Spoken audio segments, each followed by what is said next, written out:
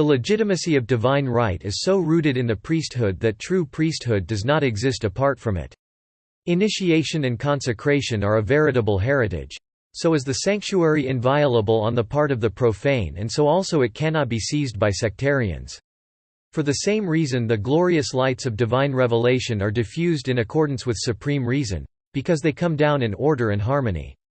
God does not enlighten the world by means of meteors and flashes, but he causes every planetary system to gravitate about its particular sun. It is this very harmony which vexes certain souls, who have grown impatient with duty, and it is thus that people come forward to pose as reformers of morals, having failed in coercing revelation to concur with their vices. Like Rousseau, they exclaim, "If God has spoken, why have I heard nothing?" And then presently they add, "He has spoken, but it is to me." Such is their dream, and they end by believing it themselves. So do the makers of sects begin, and these are fomenters of religious anarchy. We would by no means condemn them to the flames, but it is certainly desirable to intern them as sufferers from contagious folly. It is precisely in this manner that those mystic schools were founded which brought about the profanation of science. We have seen how the Indian fakirs attained their so-called uncreated light, that is to say, by the help of erethism and cerebral congestion. Egypt had also its sorcerers and enchanters, while Thessaly, in the days of Greece, swarmed with conjurations and witchcraft. To enter into direct communication with deities is to suppress the priesthood and subvert the basis of the throne, a fact which is realized keenly by the anarchic instinct of pretended Illuminism. It was by the allurement of license that such conspirators looked to recruit disciples, giving absolution beforehand to every scandal in manners, on the condition of strictness in revolt and energy in protestation against sacerdotal legitimacy. The Bacchants, who dismembered Orpheus, believed themselves inspired by a god, and they sacrificed the great Hierophant to their deified drunkenness. The orgies of Bacchus were mystical tumults. The apostles of mania have always had recourse to disordered movements, frenetic agitations and horrible convulsions. From the effeminate priesthood of Bacchus to the Gnostics, from whirling dervishes to epileptics at the tomb of Paris the Deacon, the characteristics of superstition and fanatic exaltation have been always the same. It has been invariably under the pretext of purifying doctrine and in the name of an exaggerated spiritualism that the mystics of all times have materialized the symbols of the cultus. It has been the same precisely with those who have profaned the science of the Magi, for transcendental magic, as it is needful to remember, is the primeval priestly art. It condemns all that is done outside the lawful hierarchy, and it justifies the condemnation, though not the torture, of sectarians and sorcerers. The two classes are here connected intentionally, because all heretics have been evokers of spirits and phantoms, whom they have foisted upon the world as gods. All have arrogated to themselves the power of working miracles in support of their falsehoods. On these evidences they were all practicers of goetic, that is to say, of black magic.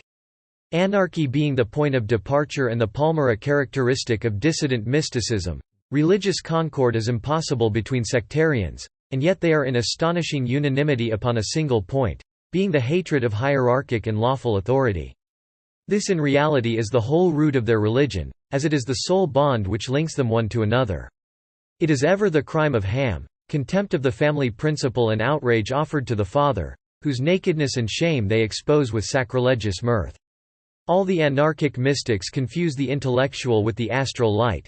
They worship the serpent instead of doing honor to that dutiful and pure wisdom which crushes its head. So are they intoxicated by vertigo and so fall inevitably into the abyss of folly. All fools are visionaries and may no doubt believe sincerely that they work wonders.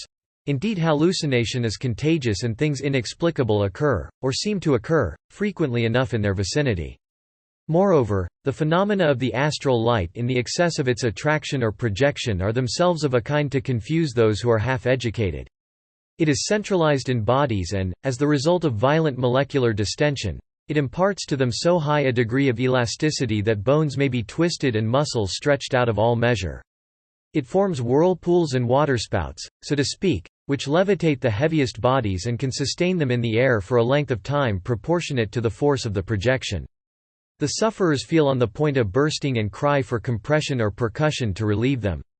The most violent blows and the utmost constriction, being counterpoised by the fluidic tension, cause neither bruises nor wounds and relieve instead of crushing the patient. As fools hold physicians in horror, so the hallucinated mystics detest wise men. They flee them in the first place and afterwards persecute them blindly, as if against their own will. In so far as they are mild and indulgent, it is in respect of vices. Towards reason in submission to authority they are implacable. The most tolerant of heretics in appearance will be seized with fury and hatred, if conformity and the hierarchy are mentioned. Hence heresies have led to disturbances invariably. The false prophet must slay if he cannot pervert. He clamors for tolerance towards himself but takes good care in what sense it shall be extended to others. Protestants were loud in their outcries against the faggots and pyres of Rome at the very time that John Calvin, on the warrant of his private judgment, condemned Servetus to be burnt. The crimes of the Donatists, circumcisionists, and others too many for enumeration, drove Catholic rulers into excess and caused the Church to abandon those who were guilty to the secular arm. Would it not be thought that Vaudois, Albigensians and Hussites were lambs if one gave heed to the groans of irreligion? Where was the innocence of those darksome Puritans of Scotland and England who brandished the dagger in one hand and their Bible in the other, while preaching the extermination of Catholics? One only Church in the midst of so many reprisals and horrors has always postulated and in principle at least has maintained its hatred of blood. This is the hierarchic and legitimate Church. Now, in admitting the possibility and actuality of diabolical miracles, that Church recognizes the existence of a natural force which can be applied for good or evil, and hence it has decided in its great wisdom that although sanctity of doctrine can legalize miracle, the latter of itself can never authorize novelties in religious teaching. To say that God, whose laws are perfect and never falsify themselves, makes use of a natural instrument to produce effects which to us seem supernatural. This is to affirm the supreme reason and immutable power of God. It is to exalt our notion of his providence, and sincere Catholics should realize that such view by no means challenges his intervention in those marvels which operate in favor of truth. The false miracles caused by astral congestions have invariably an anarchic and immoral tendency, because disorder invokes disorder. So also the gods and familiars of heretics are athirst for blood and commonly extend their protection at the price of murder. The idolaters of Syria and Judea drew oracles from the heads of children torn from the bodies of the poor little victims.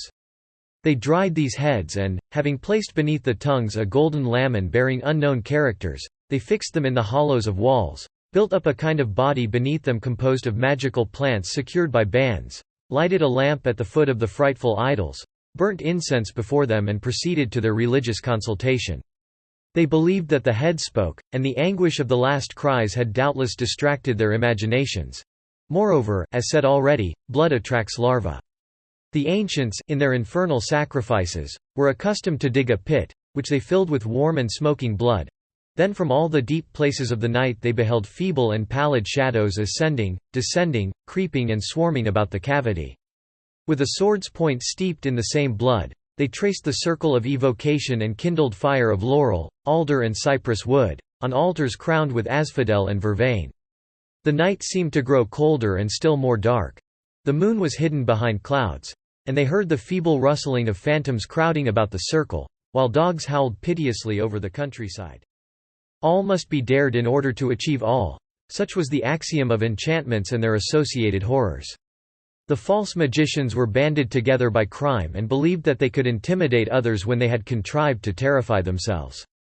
The rites of black magic have remained revolting like the impious worships it produced. This was the case indifferently in the association of criminals who conspired against the old civilizations and among the barbaric races. There was always the same passion for darkness. There were the same profanations, the same sanguinary processes. Anarchic magic is the cultus of death. The sorcerer devotes himself to fatality, abjures reason, renounces the hope of immortality, and then sacrifices children. He forswears marriage and is given over to barren debauch. On such conditions he enjoys the plenitude of his mania, is made drunk with iniquity till he believes that evil is omnipotent and, converting his hallucinations into reality, he thinks that his mastery has power to evoke at pleasure all death and Hades. Barbarian words and signs unknown, or even utterly unmeaning, are the best in black magic. Hallucination is ensured more readily by ridiculous practices and imbecile evocations than by rites or formulae which keep intelligence in a waking state. Dupotet says that he has tested the power of certain signs on ecstatics, and those which are published in his occult book, with precaution and mystery, are in analogy, if not absolutely identical, with pretended diabolical signatures found in old editions of the Grand Grimoire.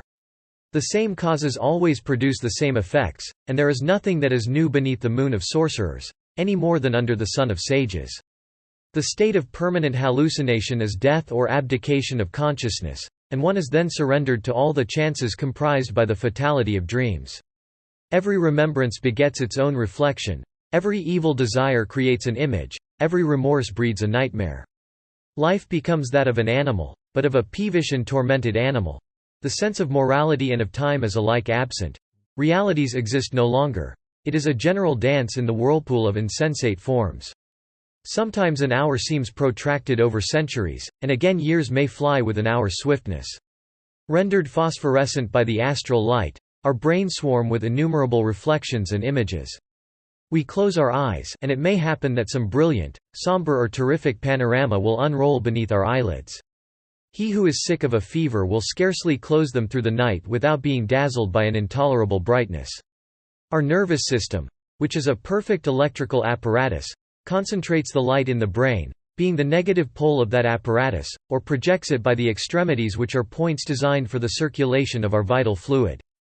When the brain attracts powerfully some series of images analogous to any passion which has disturbed the equilibrium or the machine, the interchange of light stops, astral respiration ceases and the misdirected light coagulates, so to speak, in the brain. It comes about for this reason that the sensations of hallucinated persons are of the most false and perverse order. Some find enjoyment in lacerating the skin with thongs and in roasting their flesh slowly. Others eat and relish things unfit for sustenance. Dr. Brière de Boismont has collected a great series of instances, and many of them are extremely curious. All excesses in life, whether through the misconstruction of good or through the non-resistance of evil, may overstimulate the brain and occasion the stagnation of light therein. Overweening ambition, proud pretense of sanctity, a countenance full of scruples and desires, the indulgence of shameful passions notwithstanding repeated warnings of remorse, all these lead to syncope of reason, to morbid ecstasy, hysteria, vision, madness.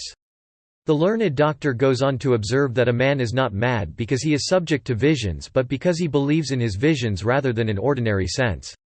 Hence it is obedience and authority that alone can save the mystics. If they have obstinate self-confidence there is no cure.